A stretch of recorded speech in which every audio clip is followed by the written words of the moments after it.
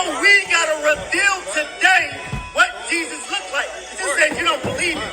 But where's the proof that he isn't white or he is? Where's the proof that he's black? Right here. Read. Verse 14. His head and his hairs. The head, His hairs. and his facial hair. Read. Were white.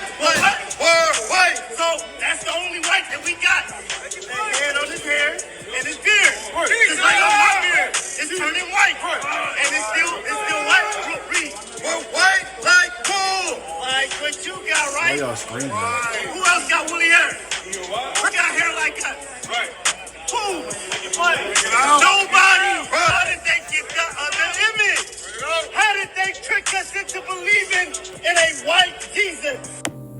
Now, I want any of you who do debates and are Christian apologists to do this when you come across the Hebrew Israelite, because they interpret the scripture as, his hair was as wool, eyes of flaming, and everything of that sort. Ask them this: does a sword really come out of his mouth or enter his mouth? Because the scripture says one or the other. It's either a sword comes out of his mouth or in his mouth. Ask them that. Does that actually happen, or is that symbolic of something? Or is there one or the other? Because if you take that as symbolic, then you also have to take the eyes of fire being symbolic. And if you take the eyes as fire being symbolic and also the sword going down out of the mouth or in the mouth, you also have to take the hair as wool being symbolic in the meaning for something, not literal. Because remember, God is spirit, not flesh. And remember, Jesus, he transfigured himself to the disciples, and he showed a few of them his true form. So it's not just this flesh stuff. When he comes back, he's going to show that he got this stuff in his hand.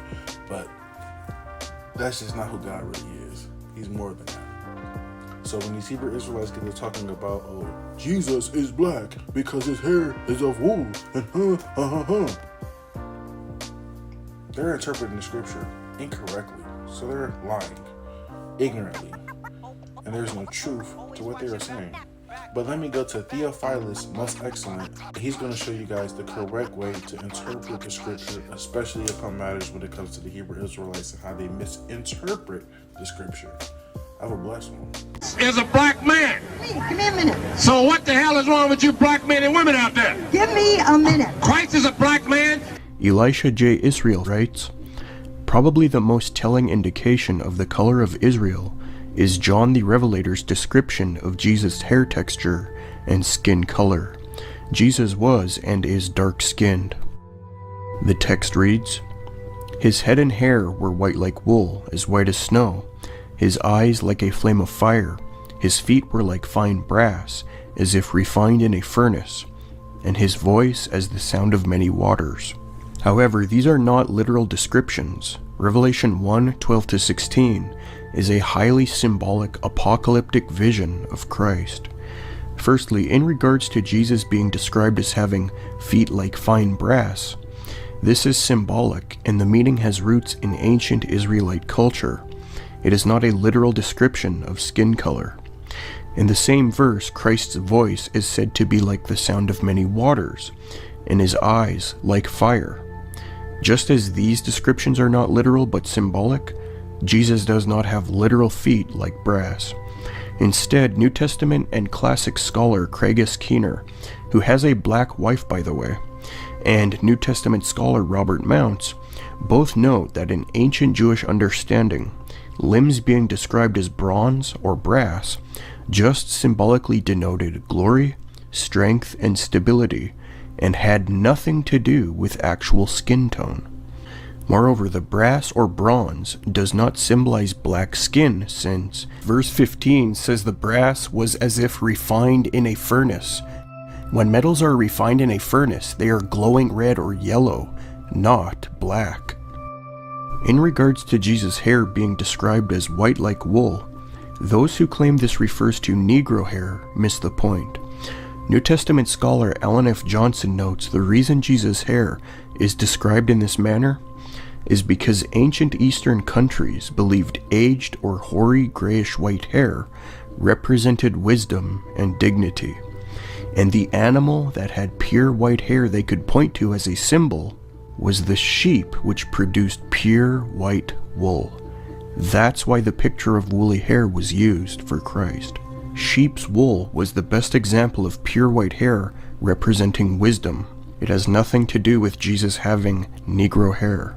To further prove Revelation 1:14-15 is symbolic and not literal, in the very next verse in Revelation 1:16, Jesus is said to have a sword coming from his mouth. The same verse also says Jesus' face is like the sun, shining in full strength. Are we to take these things literally too? If we were, this must mean that Jesus was yellow or white, since that is the color of the sun shining in full strength, not black. Now, some fake black Israelites falsely claim a 3rd or 4th century Good Shepherd painting of Jesus from the Roman catacombs looks Negroid.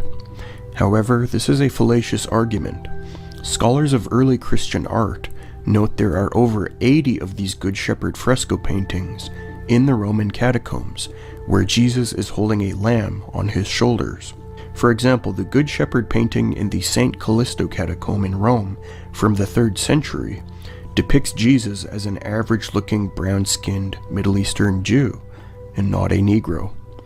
So it's disingenuous for fake black Israelites to pick 1 or 2 paintings out of 80 or so others in order to argue their case. Fake black Israelites also claim a painting from the catacombs of St. Domitilla showed Jesus and the apostles were Negroid as well. However, upon close examination, their facial features do not actually appear Negro. Plus, there's another one called the Bust of Christ ceiling fresco in the catacombs of Comodilla in Rome that depicts Jesus as light-skinned. So why the selective appeal of only a few catacomb frescoes when there are over 80, many of which clearly contradict their argument?